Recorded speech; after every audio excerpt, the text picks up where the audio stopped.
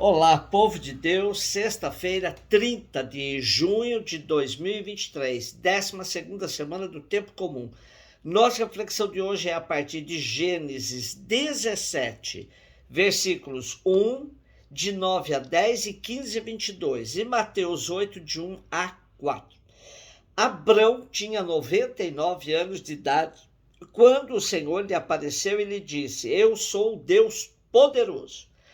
Anda na minha presença e sê perfeito.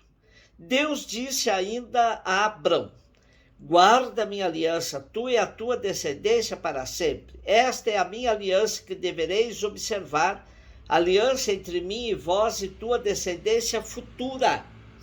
Todo homem entre vós deverá ser circuncidado. Deus disse também a Abrão: quanto à tua mulher Sarai, já não se a chamará Sarai, mas Sara. E eu a abençoarei, também dela te darei um filho. Vou abençoá-la, e ela será mãe de nações, e reis de povos dela sairão. Abrão prostrou-se com o rosto em terra e pôs-se a rir, dizendo consigo mesmo: será que um homem de 100 anos vai ter um filho? E que aos 90 anos Sara vai dar à luz? E dirigindo-se a Deus disse: se ao menos Ismael pudesse viver em tua presença. Deus, porém, disse: na verdade é Sara, tua mulher, que te dará um filho, a quem chamarás Isaque. Com ele estabelecerei a minha aliança, uma aliança perpétua para a tua descendência. Atendo ao teu pedido também a respeito de Ismael. Eu o abençoarei e tornarei fecundo e extremamente numeroso. Será pai de 12 príncipes e farei dele uma grande nação. Mas quanto à minha aliança, eu estabelecerei com Isaque, o filho que Sara te dará no ano que vem por este tempo. Tendo acabado de falar com Abraão, Deus se retirou. Mais uma narrativa sobre a aliança entre Deus e Abrão, cujo nome foi mudado para Abraão. Esse título, poderoso, é uma tradicional tradução de El Shaddai. Na verdade, a aliança é mais promessa ou compromisso unilateral de Deus, embora exija uma conduta exemplar, ser perfeito, e o sinal da circuncisão. Esta ação tratava-se do corte da película que circundava a extremidade do pênis. Quando o menino judeu completava 8 dias de vida, era realizada uma cerimônia onde se retirava um pequeno pedaço de pele chamado prepúcio do órgão genital masculino. Esse procedimento não causava danos físicos, em alguns casos é até benéfico para a saúde, mas servia como sinal que a criança pertencia ao povo de Deus. Ficaria sempre uma marca no seu corpo para lhe lembrar. Só os homens eram circuncidados, porque o homem era considerado o líder espiritual de sua família. Quem era circuncidado tinha a responsabilidade de obedecer a Deus e ensinar a sua casa, seus filhos a obedecerem ao Senhor.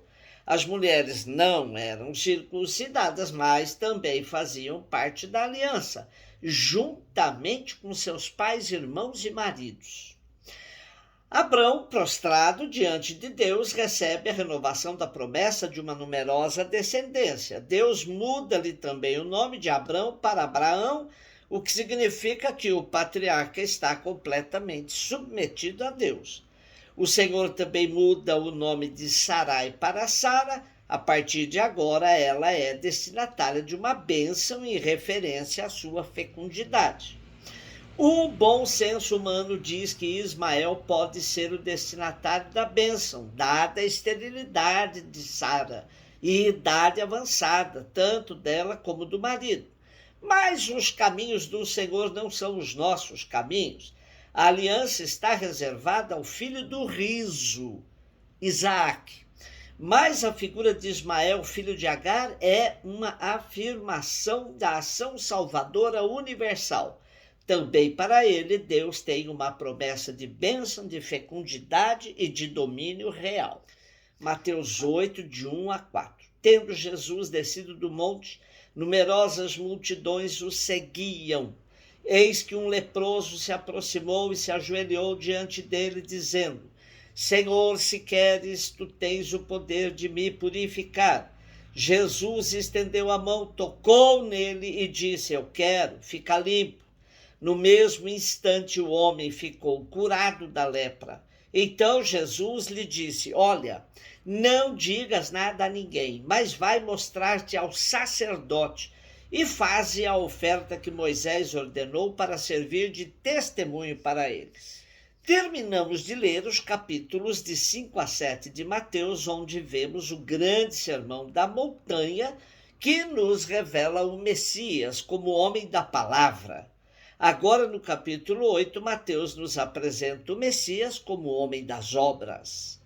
Aquele que vai ao encontro dos sofredores e pobres, os excluídos da sociedade. As obras de Jesus dão reconhecimento de fato a todas as suas palavras. Jesus atua em favor de pessoas atingidas pela desgraça, sem se importar com as normas de precaução e defesa previstas na lei.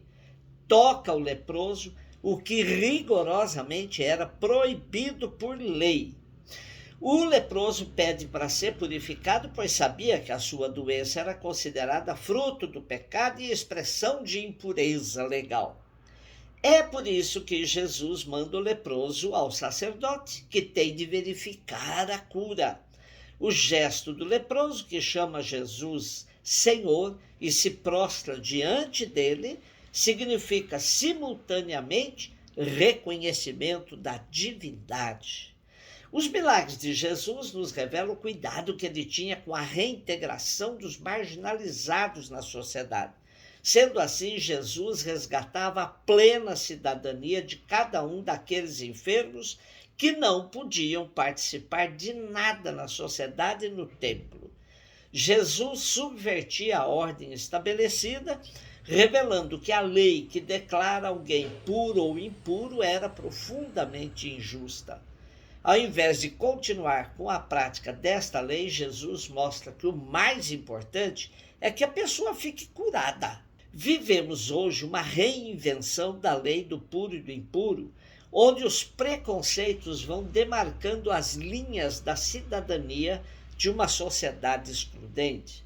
Podemos enumerar os mais diversos preconceitos que foram acentuados nos últimos anos.